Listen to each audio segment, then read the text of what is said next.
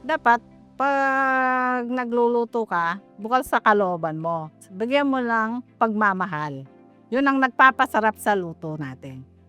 Ako si Marlene Velasquez, 59 years old. Tawag sa akin ay Mami Len. Pinagluluto ko yung mga pamilya ko, tapos yung mga kapitbahay ko na rin. Paborito nilang linuluto ko, kare-kare. Iba-blanch ko muna yung gulay. Habang nagba-blanch, magpiprito akong pork. Titinda ako ng mga ulam, asado, merienda, palabok. Yan ang pinaka-best seller ko.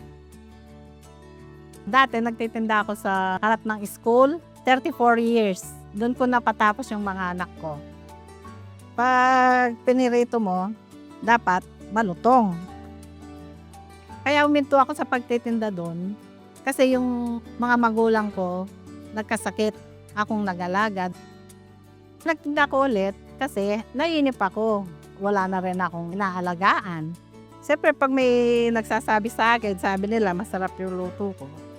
Masaya ako. Pagluluto ng kare-kare, maraming trabaho. Magdidikdik ka ng mani, mag-aano ka ng bigas. Ngayon, hindi na. Napadali na dahil dun sa kare-kare mix ng Mama Sita. Masarap siya. Tapos saluan mo lang ng peanut butter. Yung mga anak ko, marunong din magluto. Kung babae, kung minsan pag may gusto siyang iluto, nagtatanong siya sa akin, "Ma, paano linuluto to? Ma, anong ingredients nito?" Ganon. Sabihin ko, "Oh, hindi tama yan. Huwag yan ang ilagay mo. Itong Mama Sita oyster sauce ang lagay mo. Mas masarap kaysa sa toyo lang." O yun, makikinig naman. Ito, lalagay ko na itong gulay. Siyempre natutuwa ako. Kasi ako, naman ako sa nanay ko. Natuto akong magluto, naging pang hanap buhay. Sa paggisa sa bagoong, lagyan mong konting suka para naalis yung lansa. Lagyan kong konting patswete ng Mama Sita.